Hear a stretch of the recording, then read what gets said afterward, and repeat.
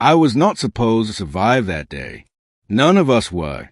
I am Kelrath of the Varelian Concord, a species not known for fear, but not known for courage either. We are diplomats, observers, analysts. We study wars. We do not stand in them. Until the humans arrived.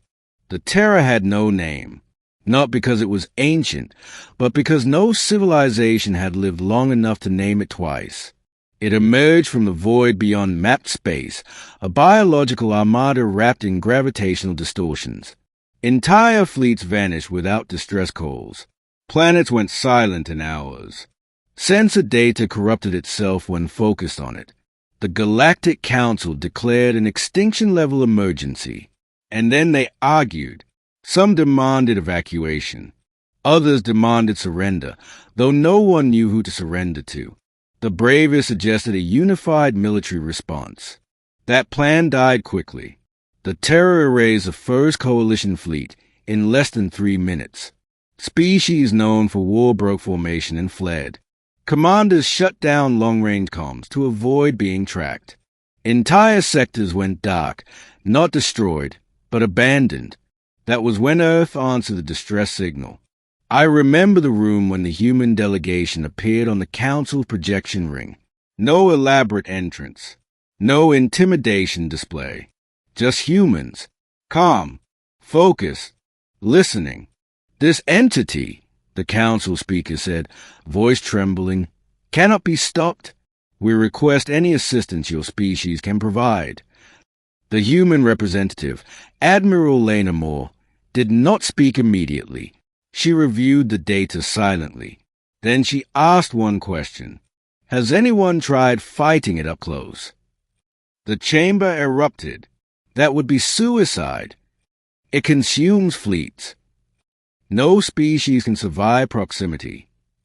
Admiral Moore nodded once. Understood, she said. We'll handle it. I thought it was bravado. I was wrong. Humans did not send a fleet. They sent volunteers. Small ships. Dense hulls. No visible superweapons. No grand formation. I was assigned as a liaison observer. My task was simple. Record humanity's final moments for history. As we approached the Terror's projected location, every instinct screamed at me to flee. Sensors failed. Gravity twisted. Space itself seemed wrong. Human soldiers moved calmly through their ship. No prayers. No speeches. No feared displays. One Marine noticed my shaking limbs. You okay, Kel? He asked. No alien survives this, I replied honestly. He smiled, not cruelly, comfortingly. Good thing we're not aliens. The Terror emerged like a wound in reality. It did not attack immediately. It noticed us. Pressure crushed my chest. My vision fragmented. Even the human's instrument began to scream. And then they advanced. Human ships flew into the distortion, using gravitic anchors that should not have worked. Marines deployed in boarding craft aimed not at a vessel, but at living structures forming inside the anomaly. They weren't fighting it like an enemy. They were dissecting it. Every movement was deliberate. Every loss anticipated. Humans sacrificed ships not to damage the Terror, but to map it, to learn, to adapt. I witnessed a human squad breach a living membrane that dissolved 3 alien strike teams instantly. The humans burned, screamed, and kept moving. One Marine lost an arm and used the remaining hand to finish arming a charge. Data transmitted. He said calmly before detonation. Piece by piece, humans learned how the Terror thought, how it fed, how it reacted, how it feared. Yes, it feared. When the humans changed tactics, the anomaly recoiled. When they advanced again, it withdrew. The impossible was happening. The Terror was retreating. Then Admiral Moore issued the final command. All units, she said quietly, execute termination protocol. The humans did not cheer. They ended it. A cascade of control collapses unraveled the entity from within. Space snapped back into shape like a healed wound. Silence followed. I realized I was still alive.